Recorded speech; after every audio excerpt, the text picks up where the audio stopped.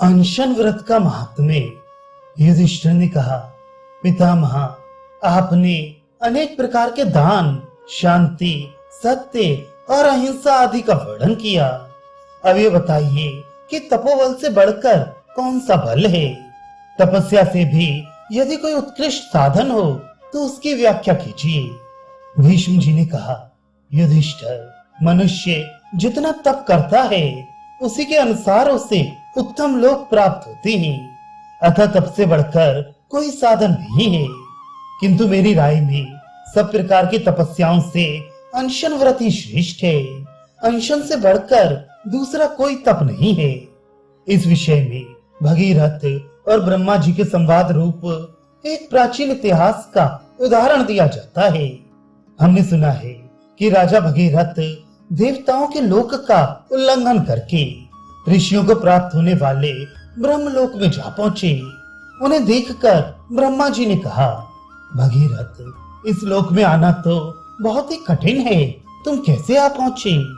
मनुष्य, देवता और गंधर्व भी बिना तपस्या किए यहाँ नहीं आ सकते।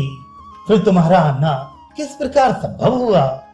भगीरथ ने कहा, भगवान, मैं ब्रह्मचर्य व्रत का पालन करके प्रतिदिन 1,00,000 स्वर्ण मुद्रा ब्राह्मणों को दान किया करता था, किंतु उसके फल से मेरा यहाँ आना संभव नहीं हुआ है। मैंने 1 रात में और 5 रात में समाप्त होने वाले यज्ञ 10-10 बार किए हैं। 11 रात्रियों में पूर्ण होने वाले यज्ञ का 11 बार अनुष्ठान किया है तथा 100 बार ज्योतिष्टोम यज्ञ से देवताओं का यजन किया है। किंतु इन यज्ञों के कारण भी मैं इस लोक में नहीं आया हूँ। 100 वर्षों तक निरंतर गंगा के तट पर रहकर मैंने जो कठोर तपस्या की और वहां हजारों खच्चरियों तथा कन्याओं का दान किया, उस पुण्य के प्रभाव से भी मैं यहाँ नहीं आया हूँ।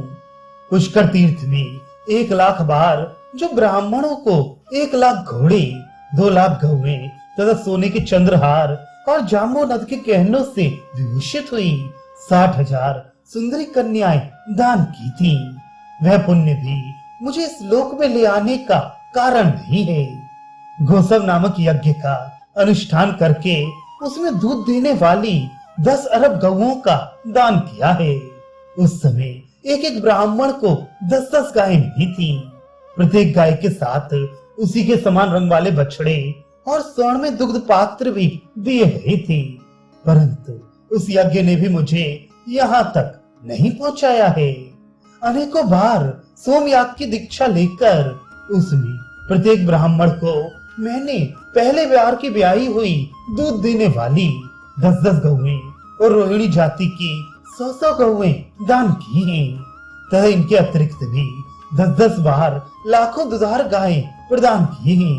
किंतु उस पुण्य से भी मैं इस लोक में नहीं आया हूँ।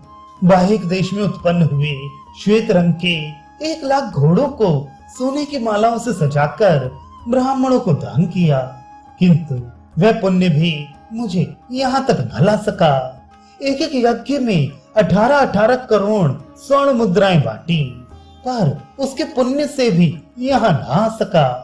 फिर स्वर्ण हार से विभूषित हरे रंग वाले 17 करोड़ श्यामकर्ण घोड़े, हरिस के समान दांतों वाले स्वर्ण माला मंडित एवं विशाल शरीर वाले 17,000 हाथी तथा सोने के बने हुए दिव्य आभूषणों से विभूषित स्वर्ण में उपकरणों से युक्त और सजे सजाए घोड़े जुते हुए 17,000 रथ दान किए। इनके अतिरिक्त भी जो वस्तुएं वेदों में दक्षिणा के अंग रूप से बताई गई हैं, उन सबको मैंने 10 वाजपेयी यज्ञों का अनुष्ठान करके दान किया था। यज्ञ पराक्रम में जो इंद्र के समान प्रभावशाली थे, जिनके कंठ में स्वर्ण के हार शोभा पा रहे थे, ऐसे हजारों राजाओं को युद्ध में जीतकर मैंने ब्राह्मणों को दक्षिणा में दे दिया। अर्थात ब्राह्मणों के कहने से विजित राजाओं को बंधन से मुक्त कर दिया। संसार के समस्त राजाओं को परास्त कर अधिक धन खर्च करके 8 बार राजसूय यज्ञ का अनुष्ठान किया, किंतु ये कोई भी यज्ञ मुझे ब्रह्मलोक तक पहुंचाने में समर्थ ना हो सके। मेरी दी हुई दक्षिणा से गंगा जी का संपूर्ण स्रोत आच्छादित हो गया था, परंतु उसके कारण भी मैं इस लोक में ना आ सका। उस यज्ञ में मैंने प्रत्येक ब्राह्मण को 3-3 बार सोने के अलंकारों से विभूषित 2000 घोड़े और 100 अच्छे अच्छे गांव दिए थे। मिताहारी, मौन और शांत भाव से रहकर मैंने हिमालय पर्वत पर बहुत काल तक तपस्या की थी, जिससे प्रसन्न होकर भगवान शंकर ने गंगा जी की दुस्सह धारा को अपने मस्तक पर धारण किया। किंतु वह तपस्या भी मुझे यहाँ लाने में कारण नहीं है। मैंने अनेकों बार क्षम्याक्षेप याग किए, 10,000 साध्यस्क यागों का अनुष्ठान किया। कई बार 13 और 12 दिनों में समाप्त होने वाले याग और पुंडरीक नामक यज्ञ पूर्ण किए, परंतु उनके फलों से भी यहाँ तक आने में सफल न हो सका। इतना ही नहीं, मैंने सफेद रंग के 8,000 बैल भी ब्राह्मणों को दान किए, जिनके एक एक सींग में सोना मड़ा हुआ था, तथा अनेकों बड़े बड़े यज्ञों का अनुष्ठान करके उनमें सोने और रत्नों की ढेरी, रत्न में पर्वत, धन धान्य से संपन्न हजारों गांव और एक बार की ब्याई हुई सहस्त्रों गौएं ब्राह्मणों को दान की। किंतु उनके पुण्य से मैं यहाँ नहीं आया हूँ।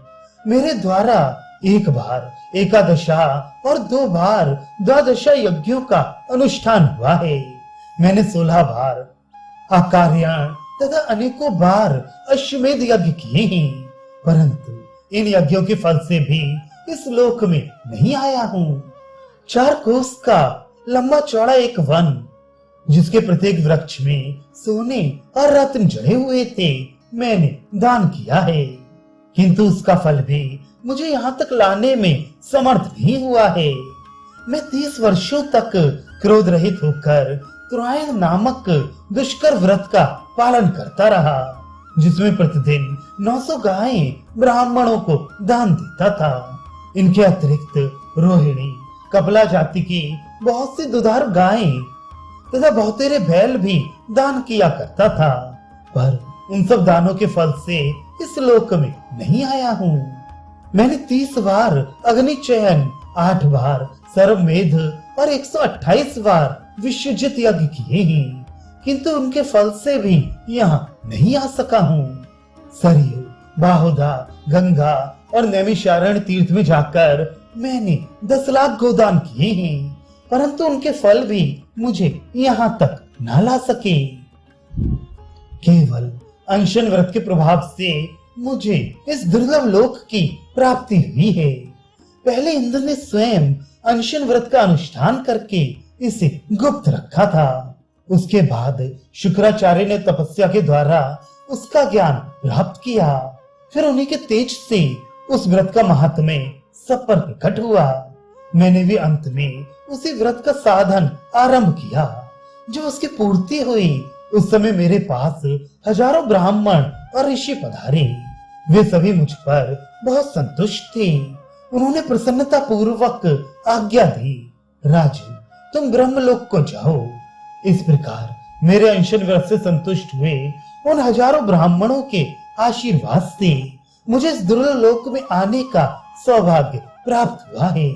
इसमें आप कोई अन्यथा विचार न करें। मैंने अपनी इच्छा के अनुसार विधि पूर्वक अनशन व्रत का पालन किया है।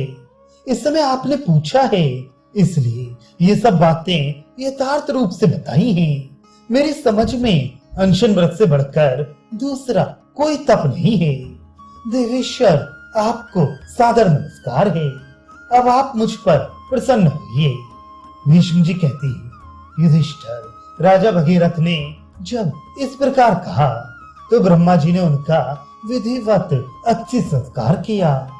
इसलिए तुम भी सदा अनशन व्रत का पालन करते हुए ब्राह्मणों की पूजा करो, क्योंकि ब्राह्मणों के आशीर्वाद से यह लोक और परलोक में सब प्रकार की कामनाएं सिद्ध होती हैं।